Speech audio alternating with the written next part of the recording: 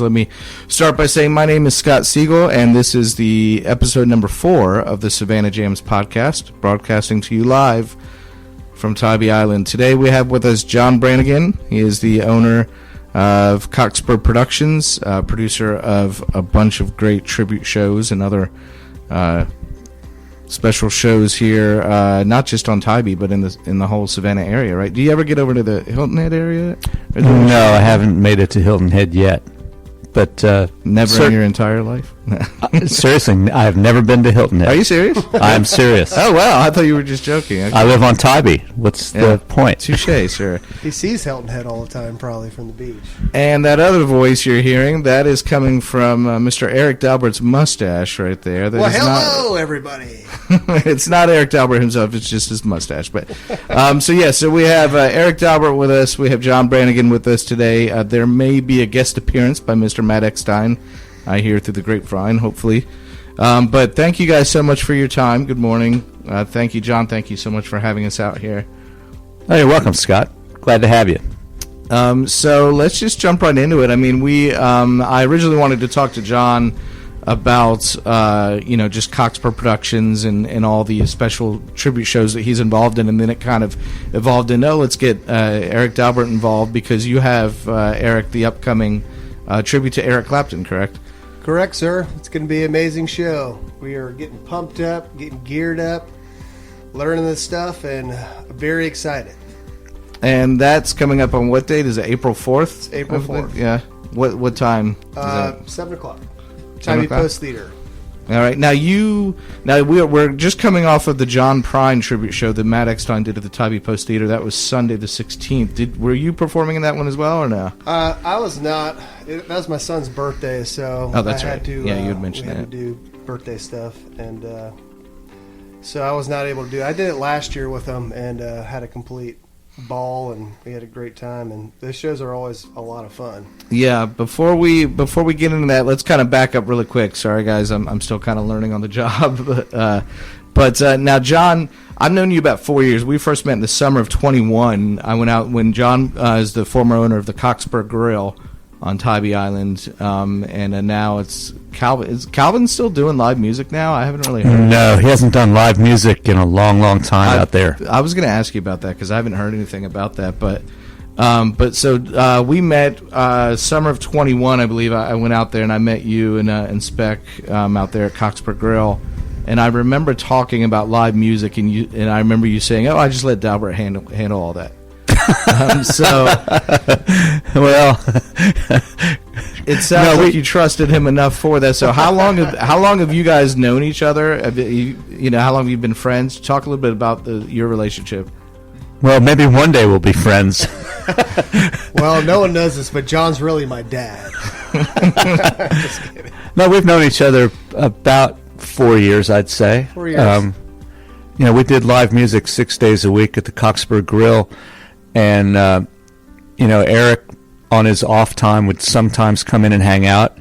And, he certainly performed for us. And then we got him pretty much where he was a regular on Sunday afternoons. And, it was Eric Daubert and friends. So every now and then he'd have somebody come in with him. Could have been Eric Culberson, Ben Kaiser. I met so many other musicians through the connection with Eric. Yeah, and that went on for when did you guys, was that last year or 2 years ago when you guys sold it? We closed it at the end of 2023. Okay, end of 23. Okay, yeah, because you guys, you were doing music a lot out there. What did you say, 6 days a week? 6 days a week. Yeah. So that's how you guys met. Had you guys met before Cockspur, or heard of each other, or? No. Pretty much, I think what happened was, I can't remember how I did it, but it was when they first opened up. Spec was like, "Oh, you should come play," and I was like, "Well, I'll come play up there." And I did one show, and then that's where I met John. He was like, "You should come do a regular thing," and I was like, "Absolutely," because I've been living on Tybee, and it's just right down the road, and I'm usually in Hilton Head or Beaufort or doing stuff in Savannah, and this is just a short commute. So I was like, absolutely. And pretty much after that first show, then we started doing regular things on the Sundays.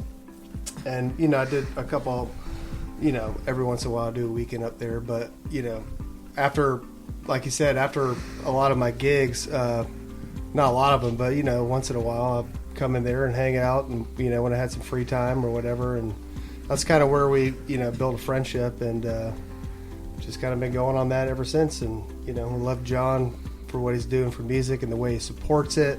Yeah. And very appreciative for him to be there for all of us and for me and the community. So yeah, let's talk a second about that, John, because I in our last episode we were talking to Brian Goldman of Victory North, who you guys collaborate with often with Cockspur Productions, about putting on tribute shows coming up this Saturday. Actually, the John Prine one, right?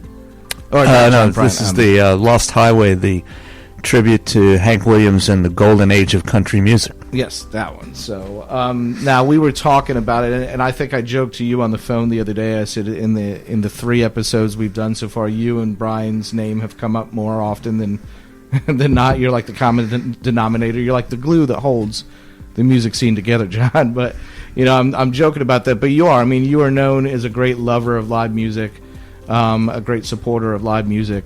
How did you get into the scene? I mean, are you originally from? Talk a bit about your history. Are you originally from Tybee Island, or how did you get here and get into it? Well, I'll skip the growing up part. But when I was in college, I was the social chairman of my fraternity, and I ran into these guys that were a local band, and I started hanging out at their rehearsals. And at some point, they decided, and they were really popular locally, and they opened for Marshall Tucker and stuff like that. So I gradually got myself in a position to be their roadie. And then when their sound man quit, because I was a recent college graduate, I had a $500 MasterCard. And we went out and bought the crappiest PA you could get for $500, a Shure Vocal Master with 2 microphones. And so we used that in order just to play, and we took all the money that the band made for probably a year and bought back all the sound equipment from the original engineer. Nice. Then I decided that professional sound man wasn't the best income source for me, so I got a real job. But I kept hanging out with those guys, and I would do sound for them on the weekends. I did that probably for 10 years. But fast forward to Savannah, after I retired and Speck and I opened the Cockspur Grill, we started doing the music thing, and the noise ordinance on Tybee is very, very strict. Yeah. So, and we had a neighbor that was very, very much against us doing live music. So we decided that we would control the sound, which meant I had to get back into the mixing business. And I'll be honest, it was a big jump going back from the equipment that I'd used 30 years before to some of this modern stuff. And I know some of these guys said, well, I got to put up with this because he's paying me. But over time, I learned more and got better. So we're at the end, I think I was doing a pretty reasonable job. But I know if you ask Matt or Eric or Stan Ray off to the side, they'll say, yeah, in the early going, he really sucked. Well, I remember being there, and you had, really decked it out. I mean, I remember you showing me, you were like a kid in a candy store. You were showing off, the world's greatest train set. I remember when I was there, and you were like, oh, we got this and that, and it's hooked up to this, and, So I remember you were, if you didn't know what you were still learning or teaching yourself it. I mean, you were certainly proud of it. That's for sure. Well, we were probably the most high-tech bar at the time. We ran an 18-channel digital mixer and had it hooked up so if the musicians were playing outside, we could pipe what they were playing inside. If they were playing inside, we could pipe it outside. Yeah. All that equipment was top of the line, installed by Michael Gasser and Associates. Yeah. And Michael's well known for his audio engineering skills, and it worked out great. We just couldn't make any money as a business. Yeah. Did you recoup that equipment, or is it still there? Or? The equipment that was attached to the building is still there. Mm-hmm. I owned a couple of the pieces, and I sold those off to some of the musicians that used to play there. Yeah. So I'm pretty much out of the sound engineering business. But I didn't want to get out of music altogether, so I transitioned from the Cockspur Grill to Cockspur Productions. Nice. Yeah. And on that note, we have a special guest just came in, Mr. Matt Eckstine himself, rolling in hot with some coffee and some posters. How's it going, man? We got you a microphone right here, Matt. Look at that. I got even got some headphones. Sorry, I'm a couple minutes late. That's all right, man. I'll shake your hand, sir. Hey, good to see you, man. So you can. Oh, those are extra long. Okay, let's try it. I realized that the headphones were not long enough that I got. So, and I don't know if we're gonna. This is kind of a work in progress, Matt. This is a new setup, so. That's cool. Sorry to interrupt. I tried to get going. Are we rolling right now officially? Yeah, we're rolling. We've only been rolling for like 10 minutes or something. So, Well, nice. let me know if you can hear it in those. But yeah, we're just kind of recapping. I was just kind of asking them about. Can you hear me? No. Hold on 1 second. What about now? You can hear me? All right.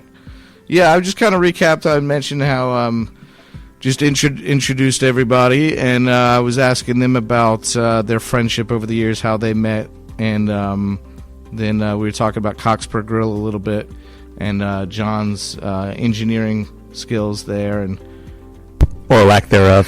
Go Hawks. Go Ice Hawks. But anyway, Matt, thank you. Is this on? Yeah, that's another thing. Wait, turn it on. Yeah, it's kind of. I don't think this one's working. No. It is. It's just. Okay. Yeah, they're all working. Yeah, Is this day working? they're all high. It's just I don't know if you can hear me, but I can't hear you. But yeah, so that's how we roll here. Yeah. Yeah. So he just takes the headphones off. He's like, yeah. But Matt, thank you so much for stopping by, man. I appreciate your time. So how was the John Prine show? Yeah, all the shows were awesome. Actually, we just played one last night at the Latitude Margaritaville, which is out there in out Hardyville. where I'm. Yeah. And yeah, it was the biggest turnout we had for the whole thing. So there was like 250 people there last night. Oh wow! And it was great. It was a great way to end it. The Tybee show was sold out and was awesome. And yeah, that's what John was saying. So we had 3 great shows, and it was just a lot of fun because we got to kind of tweak it every time. So logically, you'd hope last night was the best. Yeah. Well, it was the strongest that we talked when I did my banter and stuff. Yeah. But I think that Tybee did get the best show, so that's that's cool. So musically, I guess you could say, but no, the whole thing was awesome. It's great. How is it out there? I still have I've driven by it on 278 and seen the big Jurassic Park gates for Margaritaville. Is it really do you feel like you're on the beach there in Margaret? How is it over there? It's definitely cool. All the people that I've encountered, I actually play out their regular gigs too. But all the people last night, they were just so happy, and everybody just seems like they're really they're retired. And It's a cool place. I played out there as well, and they love music. They have music on there 24/7, and they have a big jumbo screen, and they have music all the time. So I think they're lovers of music, getting out there. Yeah. It's one of the prerequisites Well, to live there, maybe. They party out there. Yeah, of course. I mean, out in Sun City and Bluffton and Hardyville.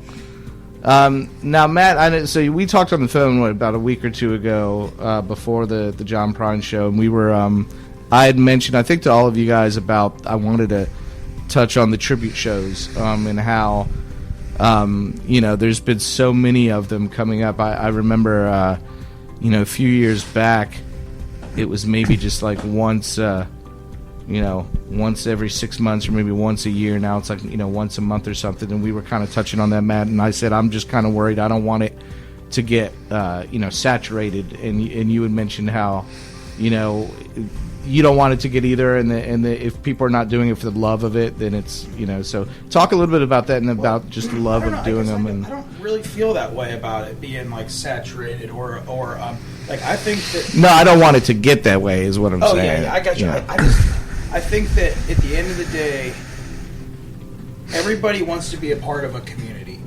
Whether it be like, friendships, a team, putting our energies collectively to make things cool and better.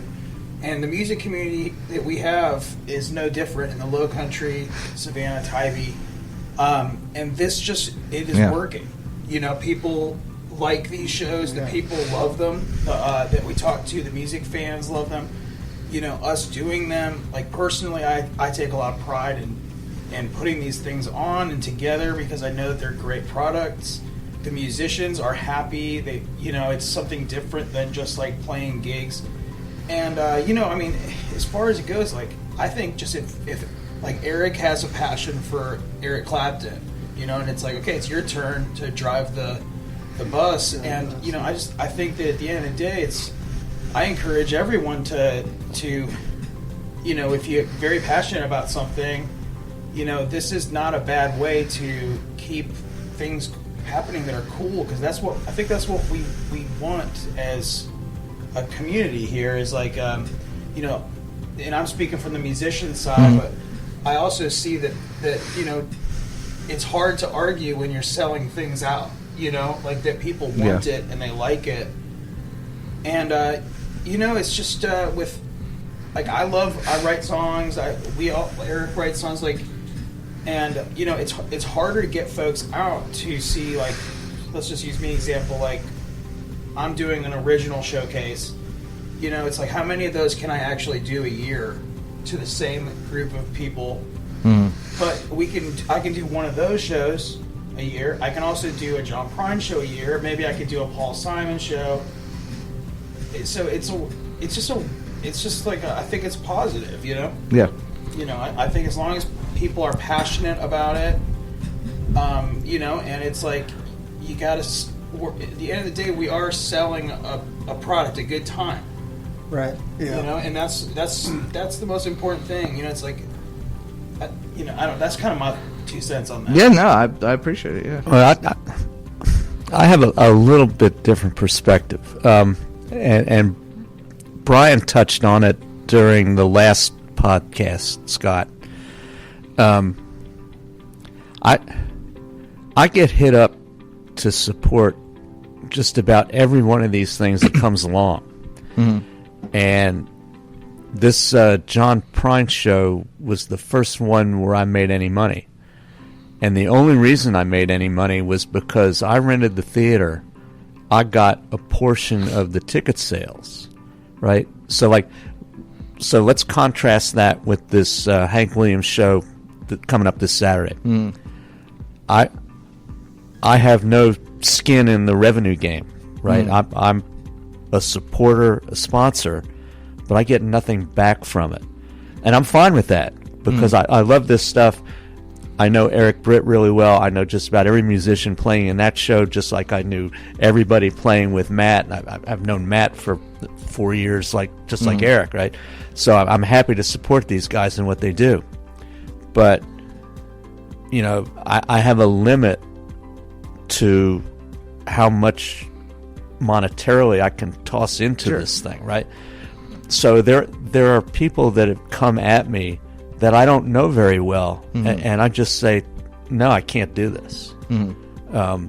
Somehow there need to be more sponsors out there that are willing to carry some of the burden. Yeah, and it's not Victory North, it's not the Tybee Post Theater. Those venues are in business to make money, right? So I guarantee you the Tybee Post Theater wish that we hadn't done Matt's John Prine show on a date where I had rented the theater, because they got cut out of their portion of the gate.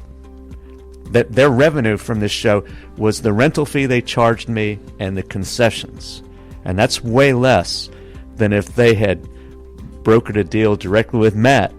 And you know, a lot of times I don't know exactly what the percentages are. My guess it's sometimes 50-50, right? So the musicians probably would have made less money if they had gone direct to Matt, but the theater made less money because they didn't, right? So it's a... Yeah, absolutely. Yeah, go ahead. Yeah, absolutely. Yeah, go ahead. And you know, and like that's like the thing too, is like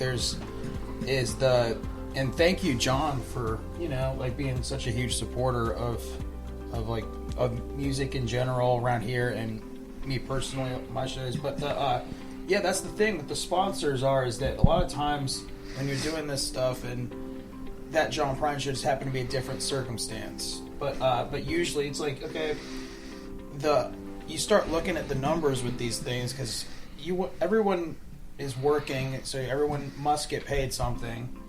So even as like someone that's putting it on, I start looking at the budget and I go, okay, like we have to come up with X amount to make this thing feasible, you know. So that's when we start looking for the sponsors. But you know, I think that's what it takes with the arts. You know, the arts always needs you know, support. You know, so you know, it's like, you know, if more people would step up, that would be great. And you know, because I think that people are enjoying these shows. You know what I mean? So it's, for sure. And it's good. Yeah, they're fun shows. I mean, you know. How do you, Matt? You and I spoke a little bit about, you know, which ones. This was the what number? How many years you've been doing the John Prine? Is it the third or the fourth, or? It's more than that. I think it's like the 6th or 7th time. Oh wow, okay. Yeah. And you certainly have other ones that you said you kind of thinking about. And then I wanted to ask John, kind of touching on that aspect of sponsorship. How do you? Because you said some people kind of come, you know, and that's kind of come, you know, at you with certain ideas, and maybe monetarily you can't do it, or and Brian Goldman kind of mentioned, you know, like people come to him with ideas as well. So coming from a producing kind of perspective, how do you kind of pick and choose, or do you have certain special ones that are like your baby that, you know, you kind of love more than the other, you love them all equally, or how do you kind of pick and choose on what you know, what you kind of want to sponsor and go into that way? It's a matter of trust. Mm-hmm. Like Matt brought the idea of the Paul Simon show, and you know, a lot of people would go, "Man, Paul Simon, he doesn't have enough stuff to do a show, you know, a whole 3 hours of Paul Simon. What?" But yeah, there's a ton of stuff, you know. So one of the greatest. So it's like, you know, I could see Matt's vision, and I trust Matt, just like Eric. Eric came to me and said, "Hey, why don't we do one about Clapton?" Well, I'm a huge Clapton fan, always have been. I've seen him in concert probably 7-8 times. Oh wow! And you know, so I also trust Eric. I've seen Eric perform, and I know he's a great musician. He's got a long list of friends. He plays in so many of these. I call them ensemble shows more than tribute shows. Mm.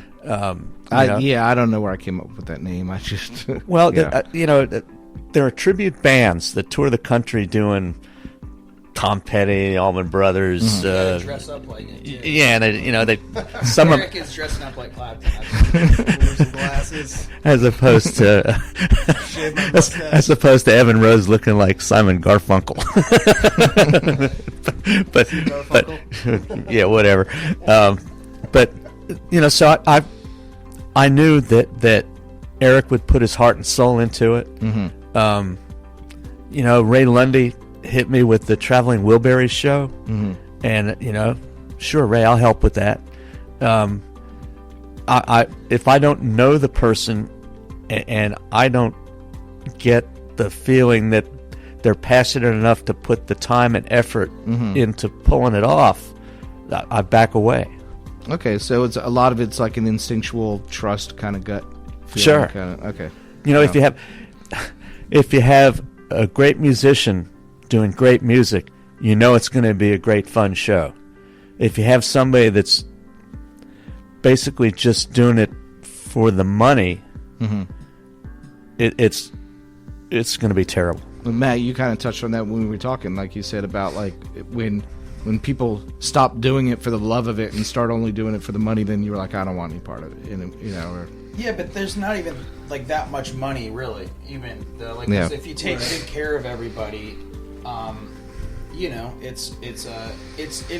these are passion projects, and I think they just give purpose to life. You know, I mean, I don't know, like I want to do more than just play, you know, 5 gigs a week or whatever. Sure. I like to have these dates in the calendar. It gives me something to keep, like, to work hard at and feel proud and have like a sense of pride that we're, I don't know, you know. And, you're doing something bigger, you know. Yeah. It's a lot of fun and different. Are you, Matt? Are you going to be on the Eric Clapton? I am. Well, Yeah. Okay. So Eric, talk a bit about. So you said, you know, you're a huge Clapton fan. How has Clapton influenced yourself musically, or you know, throughout the years? Or Well, you know, I love his playing. I love a lot of, you know, the projects he's been in, you know, and for his career. And I love that acoustic album. You know, it's like one of my favorite all-time albums. And this has been one of the projects that I've wanted to do for quite a long time. I mean, I think I remember doing an interview with you, and I mentioned wanting to do the Clapton thing, and that was 3 years ago. And, you know, pretty much the Eric Daubert and Friends, that stems from the Cockspur when I was doing Sundays, because it was always Eric Daubert and Friends. So this is kind of an amped up version of, you know, a gig with it. And, you know, but, you know, back to what Matt was saying, it's a ton of work, and it's a ton of organization, and it's, you know, and it's a lot of work. So, you know, it's a lot of work on everyone's side, and everyone has to pretty much pull together to make it happen. So, you know, it's, you know, but back to, you know, Clapton, you know, I've always loved his playing, love his voice, and, you know, I have the same birthday as him too. nice. So that's a cool thing too. But You are Clapton. but you know, he stole his name, Eric. But going into his music, Oh yeah, same name too. yeah, same name. So, it was destiny. but going into the music, I've been kind of diving into the music for the past couple of months, and every time I do, I start to get really excited, and you know, I just get really pumped up, and so I've been having a lot of late nights of me learning it and just watching and, you know, dissecting and absorbing, and it's been a lot of fun. Is this your first? As Matt said a few minutes ago, you know, it's your turn to drive the bus. Is this your first time one? Doing something like this, so Yeah. I have immense respect for these guys, because, you know, I've always hopped on these shows and, you know, like, oh, this, you know, you learn a song and it's really nothing, but to put one on is a huge amount of work. So it's I like, wish you could see the reactions of John so and Matt right now. I'm learning how much work it is, and, you know, and you know, because it's like putting the show on, getting the music down, and then trying to sell tickets and get people to come to the show. And it's like doing the music and all that stuff is so much work in itself. And then it's like you have to worry about like people coming to the show. So, you know, it's just a huge production. So Yeah. you know, it has opened my eyes a ton just to see how much it is. So, like I said, there's so much respect to have for, you know, these guys doing all this already, and, you know, now I'm diving into it, and like I said, I'm very excited about it. Even before the show happens, you think you want to do it again? Absolutely, man. I mean, With all the prep work and everything. It's a ton of work. Like I said, just kind of getting into the music and dissecting it, and then it's like when you do that, it's like I feel like I have way more appreciation for the artist, because I'm like, holy mackerel, this guy is so freaking talented. Yeah, you know what I mean? I was going to ask you, like, kind of, and Matt, to you as well.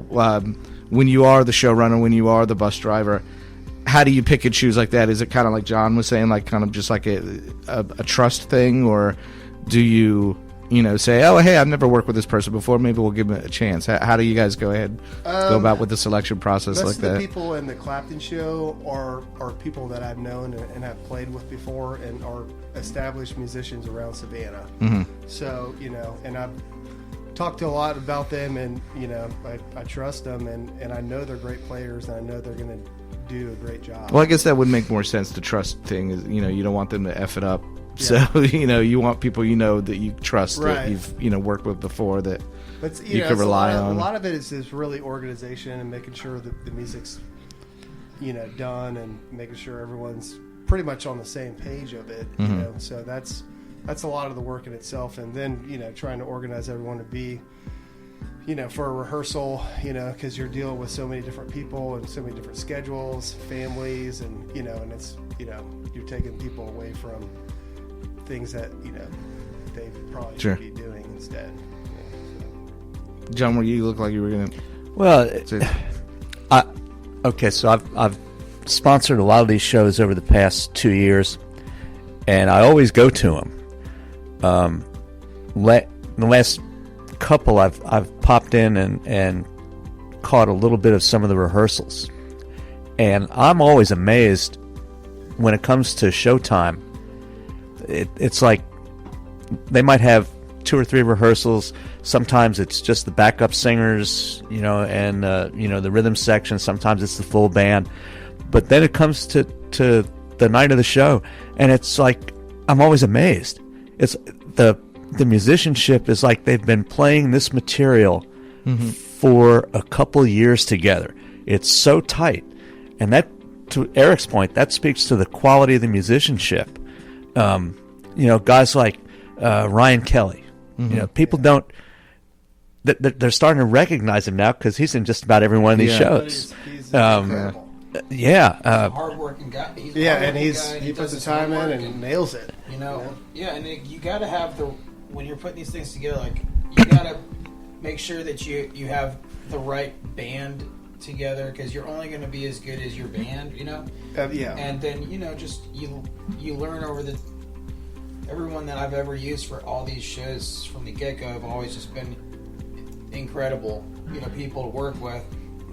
And then it's just, it's basically what Eric was just saying, that this all comes down to like organization, and there's a lot of work that it goes beyond the music, and the music is a hell of a lot of work. Yeah. So like the week leading up to like a show, I'll be up like really late going through stuff, set lists, everything is meticulous. Like right.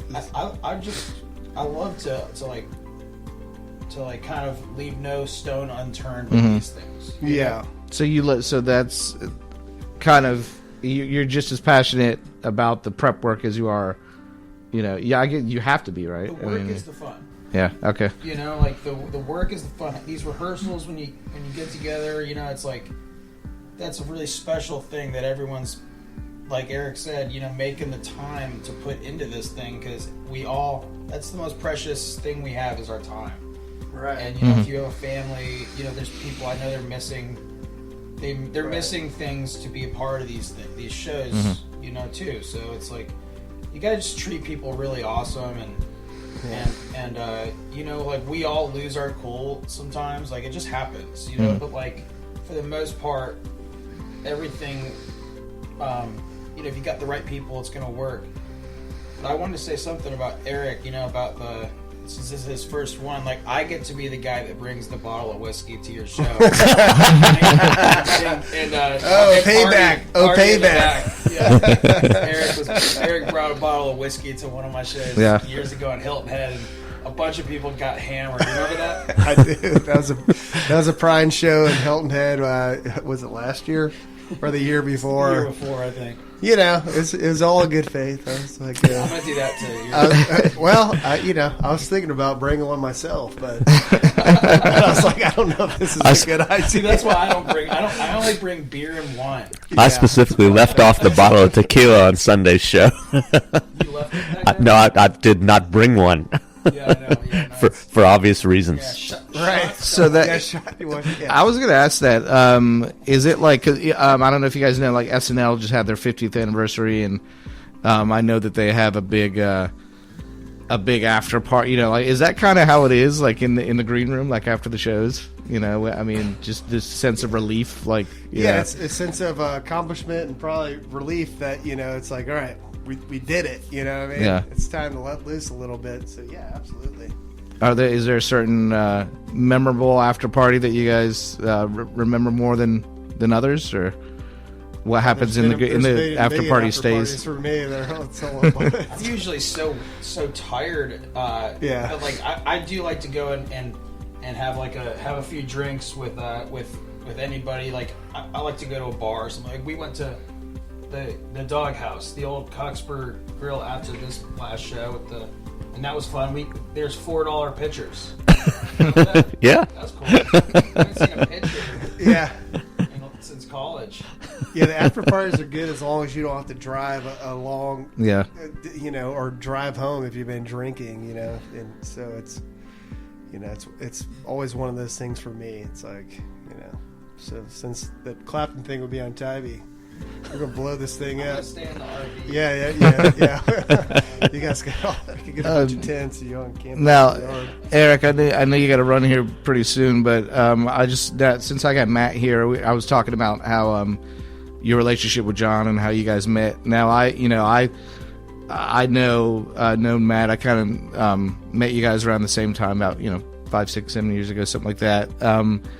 But talk about. Well, first of all, I wanted to get Matt's opinion on Eric's new bright purple Cockspur Productions hoodie. It's a good color. It brings out the purple in your eyes. Yeah. It brings out your stash. It brings out the color in your stash. But now, did you guys? You've known each other for how many years? The two of you? I think it's like 20. It's a lot. We've known each other for a long time, and I met Matt Buford, and it was when I was Matt in Buford. Yeah, I met Matt. Sorry, so Matt, sounded like you said. I met Matt Buford. Well, I'm from Beaufort, South Carolina, and Matt used to live in Beaufort, South Carolina. Yeah, so that's right. Yeah, I forgot. So when I used to live in Beaufort, I used to run these open mics, and I used to play all around there, and I'm pretty sure that's where I met Matt. Is a place called Panini's, or his Plums. I can't remember, but I used to do open mic night, and Matt used to come up there. And Matt's one of the funniest guys ever, and so we kind of started playing, and then we met each other, and then we started hanging out, and and that turned, and that's where we have a duo called Pluff Mud. Yeah, I was going to ask about what's the status of Pluff Mud. Pluff Mud came out, and and those were pretty much like I would go over to where he was living, and we would just drink a bunch of beer. And start writing these joke songs, you know what I mean, about just whatever. I mean, whatever comes out of Matt's mind, and so we wrote a bunch of these songs, and then we started playing, doing some gigs, but that's pretty. After we did that, Matt moved to Savannah and started playing in Savannah, and then he was playing at a place called the Bohemian, right? And so he would have me come up to the Bohemian, and we would do these shows. Rocks on the roof up there. And it was just always so much fun. And but that's pretty much where I met Matt, is him doing that, and then he came to Savannah, and now I'm in Savannah. So you joined and Eric was in the Accomplices. That's right. Too, I was in the Accomplices. Yeah. Oh, really? I didn't know that. Yeah. Really? And we recorded that second album at my mom's. My mom has a house on Fripp that she's had for 20-something years. Oh, wow. And so we all went to Fripp for 3 or 4 days and stayed out there. And we actually had Paxton recording it. So we recorded that album out there. That's my favorite one that we did. Yeah, and it was a freaking magical time. And Matt, how long have you and John known each other? How'd you guys meet? I guess I met John through when Cockspur Grill opened up. Pretty sure. Yeah, probably through Eric. 20. I probably came in and jammed, and then met you, and then you're like, we got to get on the book. You came in on one of the Sunday afternoon things. Yeah. The Eric Daubert and Friends. Probably so. I mean, that's just I still Seems like it makes sense. I still have that recording out on YouTube of you guys doing Dear Prudence. Nice. That was that's one of my favorites. That's a good one. That's a great song. Yeah. Matt does a good version of that. Yeah, that's old Pluff Mud. We got it. Eric and I think we should do a Pluff Mud show where because it's all funny music. Yeah, It's we're kinda planning like a stadium tour actually. Yeah, In Market Arena is going to be our last. Well, I know that you're kind of joking about, but do you actually like for real, like actually have like joke songs that you've written? Like you ever heard of the little gym called Chicken Wing? Yeah, That's going to be our biggest hit. So unfortunately, it took TikTok down. So do you think that could actually like if you actually had enough that you could actually put on like a show like that? You think that would work? We would need to have a full dance crew to. yeah. And John, would you sponsor and it? I think I can make that happen. Would John sponsor it? That's the important thing. Britt and her crew. So I've always had a dream about Pluff Mud, where like Eric and I would just we'd get buzzed up and just start coming up with stupid ideas, like driving somewhere to a gig or something. And it's like I was like, what if like we got like these like dancers, like a crew of dancers, like a professional outfit to come and like you talk, like we like get someone like John to be like, listen, like he's coming in, like the director, he's creative genius, kind of thing, like, but like you can't look at him in the eyes. That is me. Like You're describing me to a T. And then like I'm showing them how to do like the dance moves. Like no, it's like this. High kick. Yeah. Like, You guys are like the Frank and Dean of Savannah. Yeah. it's probably like most like the Right. Flight of the Conchords or something. Yeah. Wouldn't you think, Eric? Yeah. I don't know, something Yeah. like that. But either way, it would be like that would be really fun to do a show that was like a spoof, like Yeah, satire. a comedy Yeah. musical. Well, on that note, what so you have the Clapton one coming up April the 4th, right? April the 4th, yeah. Okay, and then Matt, do you have any other ones coming up that you're in the works, or? I don't have anything like in the works. Okay. It seems that it's like supply and demand, right? So like people will be like, the reason the John Prine show kept happening year after year was because people were like, when are you going to do that again? That was awesome. So, I'm starting to hear people talk about the Paul Simon show like that. So, I don't know. We did that at Victory North. That was a really great show. It was professionally charted by Mark Chesino. I mean, there's written score of the arrangements of that show. So that show can be done again. And I think I would love, I don't know if we could afford to do it, but I would love to do that show at the Tybee Post Theater because the environment of the Tybee Post Theater is like a listening room. I don't know. That would be really cool. Like, I would love to do that. But, I don't know. I guess I don't really have any. Have your people call my people. Well, I was going to ask you. Do you have the what's the was it Pete Thorne or on Thursday, May 29th is the rescheduled date for the Paul Thorne Band. Paul Thorne. With Right, special opening act, the Spec Hosty Band, which is, Amazing. Paul Thorne's going to have to up his game to keep up with Spec. Yeah. No, seriously, That's gonna be Spec's fun. band is really good. And because of the reschedule, there are about 30 seats that came open. That show was sold out. It sold out about 6 weeks in advance of the original date. So for those of you listening, if you were thinking about going to that show, get tickets now because there are 30 seats left as of today. Yeah, and it'll sell out. Let me ask you, since One other plug. no. On Sunday afternoon, April 13th, Cockspur Productions and the Savannah Parrothead Club is putting on a benefit for the Lupus Foundation of America. That's right. Yeah. The tickets are very reasonably priced, $10 and $20 depending on where you sit. But all the ticket revenue, once we pay for the rental of the theater, is going to the Lupus Foundation of America. The Parrothead Club is going to have all sorts of raffles and all that Parrothead stuff that they do.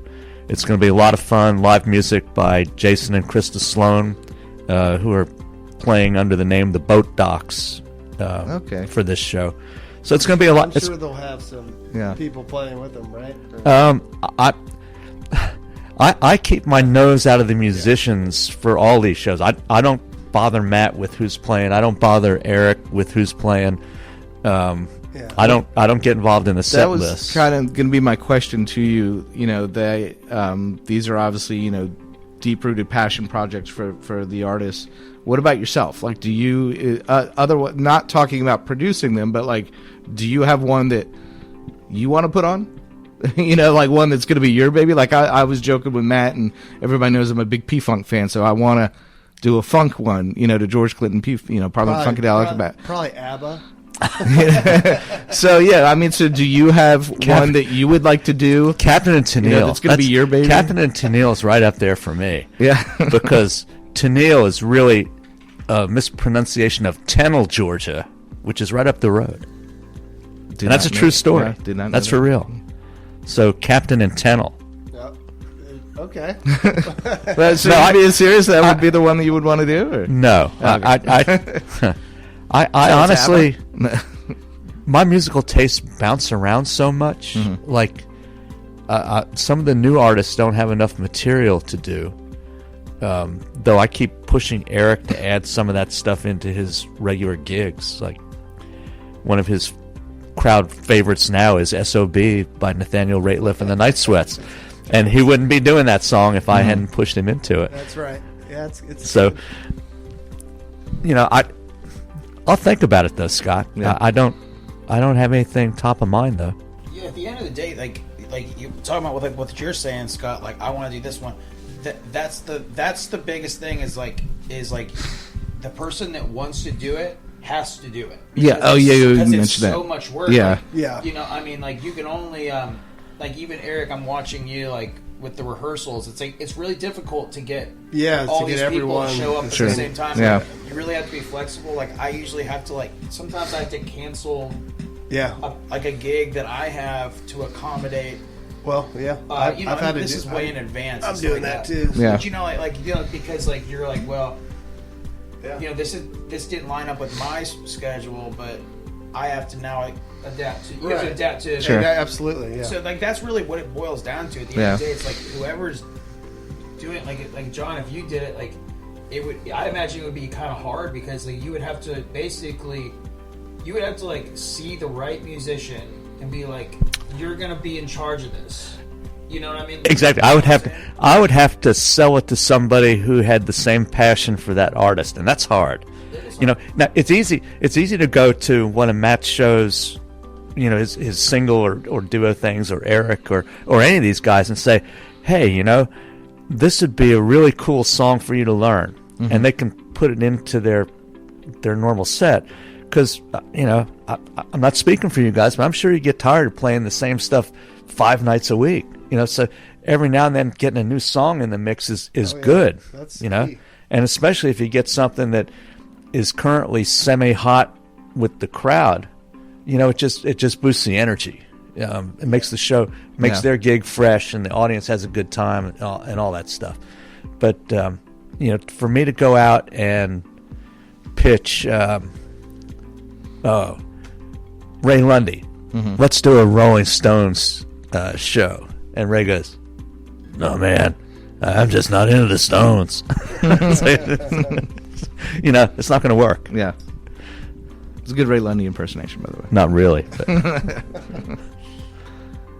But. Well, yeah. Anybody else have anything they want to talk about or bring up or anything or plug or?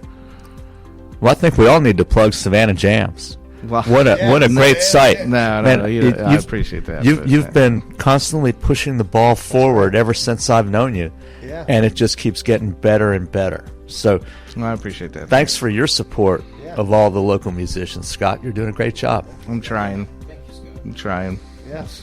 Nothing compared to what you guys do, but I appreciate it. It's labor of love.